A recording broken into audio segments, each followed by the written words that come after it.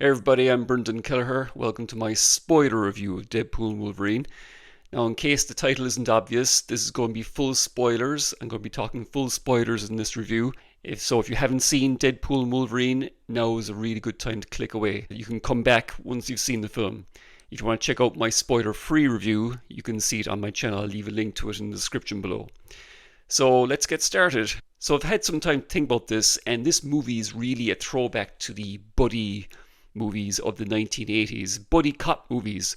Not so much like Lethal Weapon, but really the one movie that it reminded me of more than anything is 48 Hours, the 1982 movie starring Nick Nolte and Eddie Murphy. That's a movie where these two guys were thrown together who hate each other and they beat each other up half the time in that movie, but it was still a great buddy movie. They found great friendship at the end.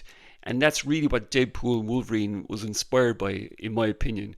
Because here in this movie, you have two characters thrown together, Deadpool and Wolverine, who don't like each other, who don't get along, but they both have to work together to achieve the common goal, which is a common trope in buddy movies. There are scenes in this which I thought was very much inspired by 48 Hours. The one that comes to mind is the punch up, the fight scene in the car. If you see 48 Hours, there's a similar scene in that where Nick Nolte and Eddie Murphy have this big punch up in an alley. So yeah, this movie is very much inspired by 48 Hours, in my opinion. So let's talk about the cameos, because that's the one thing about this movie that was really advertised. It's the one thing that got fans excited. Now, unlike Doctor Strange and the Multiverse of Madness, where the cameos were basically there to sell the movie, because really that movie should have been a Doctor Strange standalone movie. That movie was basically all cameos, and Doctor Strange's story really took a back seat in that. Deadpool and Wolverine, I suppose you could call this Deadpool and Wolverine Multiverse of Madness because it's basically the same concept, but here it's executed much better. So let's talk about those cameos. Now, first up, of course, was Happy Hogan, played by Jon Favreau. Now, I've seen some people say that there was some de-aging used on Jon Favreau here. I didn't particularly notice that in my viewing. I'll have to look out for that in my next viewing. Here he's basically interviewing Deadpool for the Avengers, and this scene is not my favorite in the movie. I mean, it kind of sets up Deadpool as wanting to join the Avengers, but really it's a scene that could have been kept out of the movie. Really, it didn't really forward the plot. I said in my spoiler-free review that the plot of this movie is basically nonsense, and I still stand by that.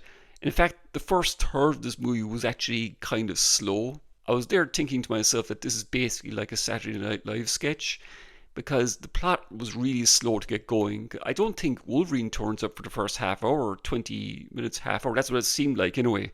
They seem to spend a lot of time in the Temporal Variance Authority's base. Now, apparently this organization was introduced in the Loki series, which I did not watch. So speaking as someone who did not watch that show, I was barely able to keep up with what they were talking about. They were talking about the timeline disintegrating. Again, it's just loud and nonsense. It was just there to get Deadpool and Wolverine together. So yeah, it's really here that Deadpool gets his mission. Like, he's interrupted during a birthday party with his friends. Actually, about the birthday party, while I'm talking about that, it's a shame that supporting cast of the first two movies, such as Colossus, Teenage Negasonic Warhead, and her girlfriend, I can't remember her name, the one who's always saying, "I wait," they were the real cameos of the movie, because they were supporting players in the first two films, and here they just pop in to say hello. And that's understandable. This movie's so overstuffed anyway, so there was only so much they could do with them.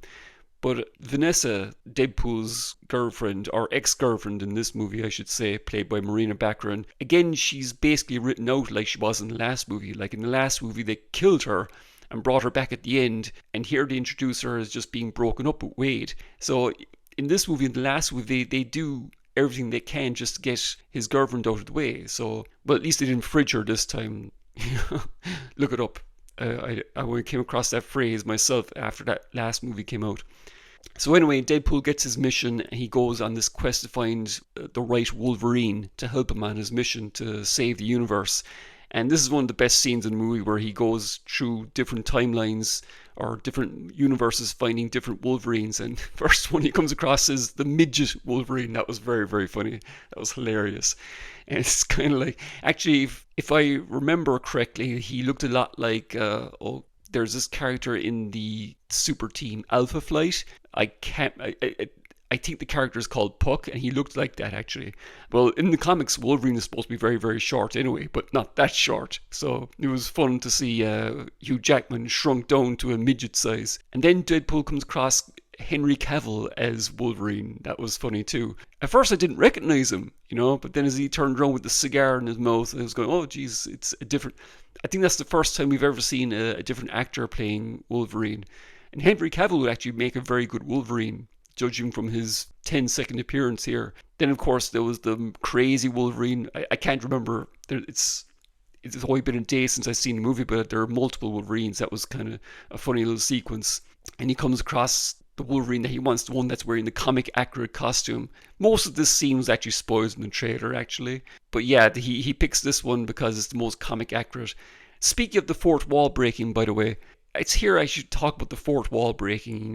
Deadpool's always breaking the fourth wall in these movies. Some of them were good, some of them were not so good. In fact, I think there was a lot less fourth wall breaking in this movie.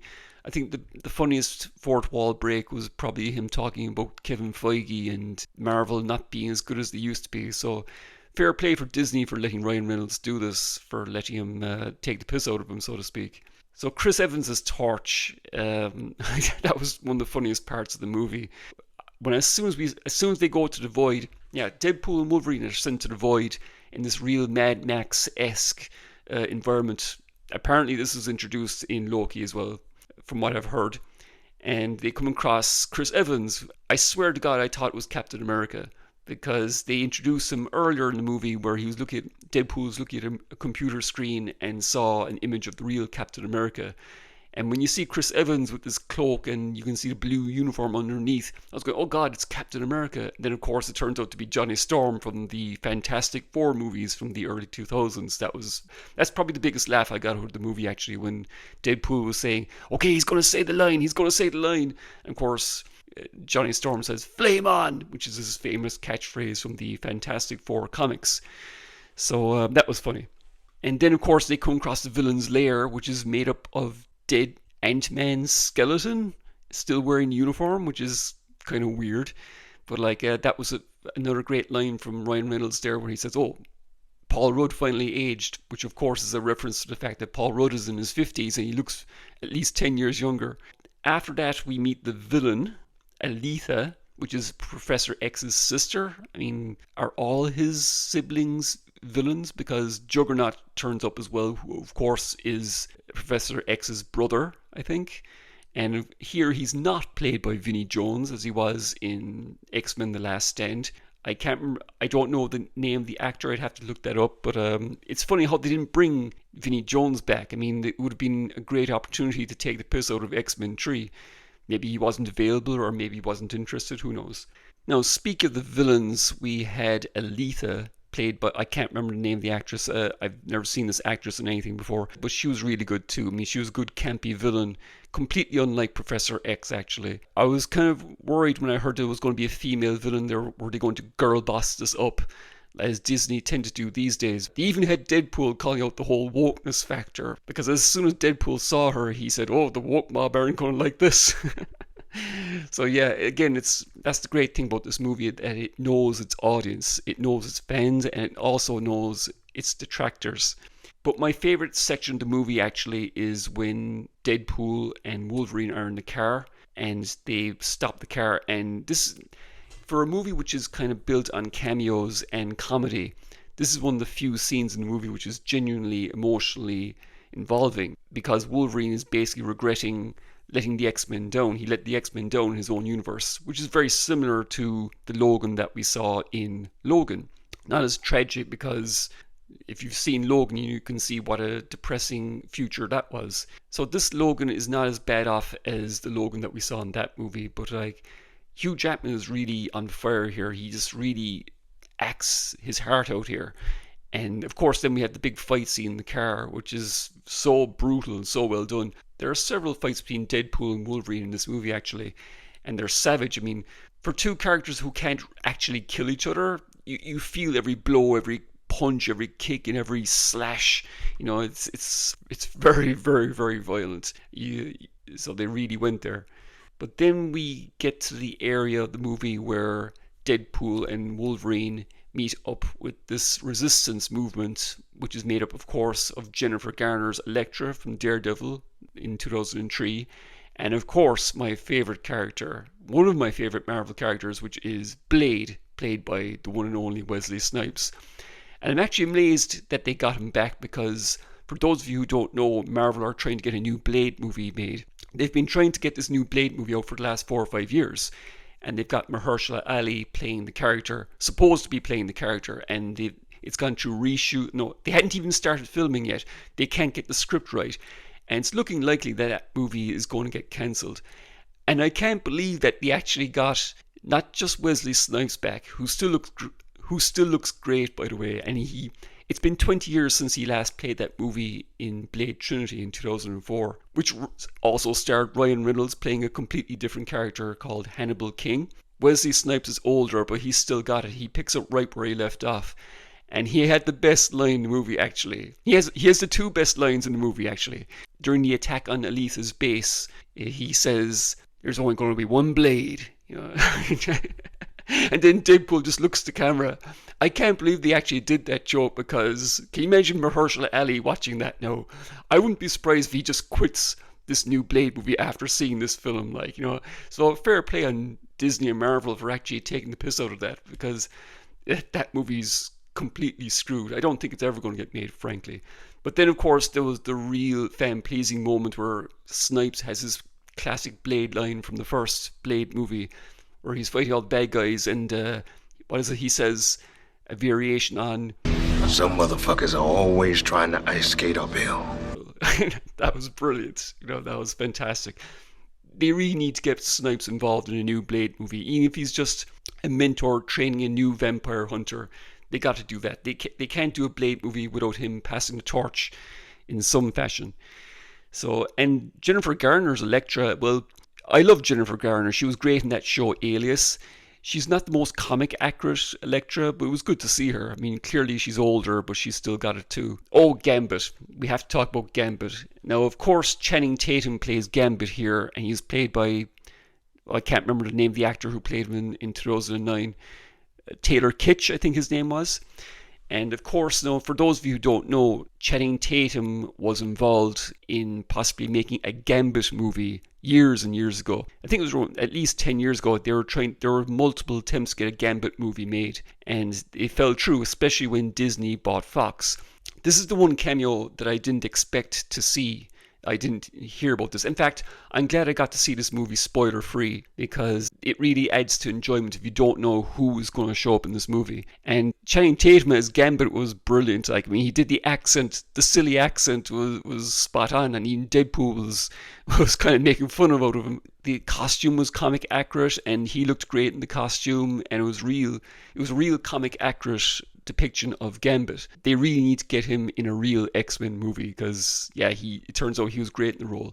But if this is just a one and done appearance by Channing Tatum as Gambit, I mean, at least he has the satisfaction of actually having gotten to play him.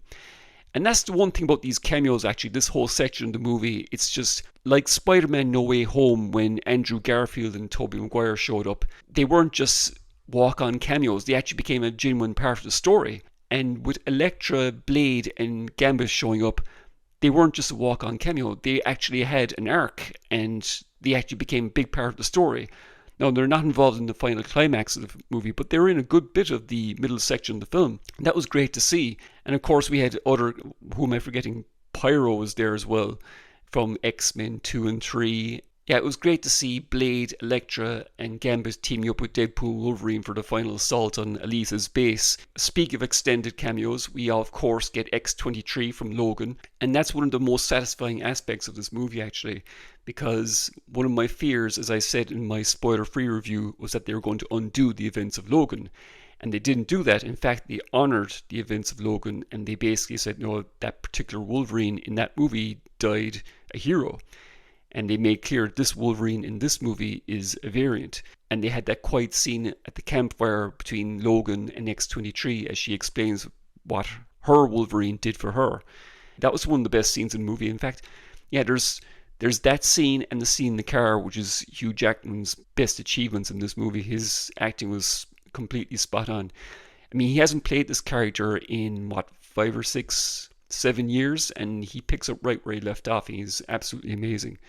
So then we get to the ending, and then of course we have the biggest set piece in the movie, which of course is the big battle with Deadpool and Wolverine against the entire army of Deadpools from different universes. I didn't know that this was going to happen either. And that was hilarious. It looked like one of those extended fight scenes from the Daredevil series, actually. There was a one-take shot where Deadpool and Wolverine are just slashing their way through all these Deadpools. And of course, how can I not mention Wolverine, the piece de resistance, putting the classic mask on for the first time in 20 years since he appeared in the role. It wasn't just great that he had the comic accurate costume, but I didn't know that he was actually going to wear the mask, and it looked fantastic actually. It just goes to show that you can be comic accurate and not have it look ridiculous. I mean, there's a great YouTube series called Bat in the Sun where they stage these mock battles between comic book characters, and they're very comic book accurate, and they nearly always have them in their comic accurate costumes. So that was fantastic just to see him. And thing is, he wore it for quite a bit of the finale actually. He didn't just take it off at the first opportunity. It's like they knew that the fans were waiting for this for over 20 years to see him in the costume, the full costume and mask, and it didn't disappoint. Yeah, that was fantastic. Then of course there's the ending where Deadpool and Wolverine try to sacrifice themselves, and I didn't believe this. Actually, that whole ending was a little bit lame, to be honest. The film peaked at the whole multiple Deadpool fight, and they kind of made a joke about Star Trek II: The Wrath of Khan there. I mean, in fact, as soon as Deadpool locked himself behind that door and he puts his hand up in the window, I knew they were going to do a Spock kind of Star Trek II joke. But it was still funny. Yeah, because they can't die, there wasn't really much drama there, to be honest, but who cares, it was funny. So Deadpool ends up back with his friends, and Wolverine ends up happy again, and looks like he's going to stick around for a while, actually. And I'm pretty sure they're going to bring Hugh Jackman back again, because as Deadpool says in the movie itself, he says, "You're going to keep doing this until you're 90, which is probably going to be the case. In real life, Hugh Jackman just got divorced, so he probably needs all the money he can get. But they even had a joke about that. I mean, like at one point, Deadpool says, he's lost weight since the divorce, or he's put on weight since the divorce, which of course is a reference to his real life divorce. I'm surprised that they did that, actually. Yeah, I guess that's it for my spoiler review. That's all I can think about at the moment. So overall, Deadpool and Wolverine was a very fun time. The plot was nonsense. It's a movie that will probably not play well outside its intended audience. I don't think it'll have that crossover appeal. I'm sure it'll make a shit ton of money. As I said in my spoiler-free review, I don't think normies will really go for this. I don't think it's going to save Marvel. It's going to take a lot more than this to save Marvel, because they've had so many bad movies and shows now, and they really peaked with Endgame. And of course, coming up next after Deadpool and Wolverine is that Agatha show from that WandaVision show, which I never watched. And then there's Ironheart. They have all these Disney Plus shows which they've held off in releasing because they probably know that they're crap, And then, of course, there's Captain America Brave New World, which has gone through multiple reshoots, but we'll have to see how that turns out. So anyway, that's it for my spoiler review of Deadpool Wolverine, a movie that's very, very enjoyable. The best Marvel movie since Spider-Man No Way Home, easily. What did you think of Deadpool and Wolverine? What was your favourite part of Deadpool and Wolverine? Let me know in the comments down below. And if you enjoyed this video, please give it a like. Consider subscribing if you haven't done so already. Share it with your friends. Click bell for notifications. And I'll see you in the next one. Bye for now.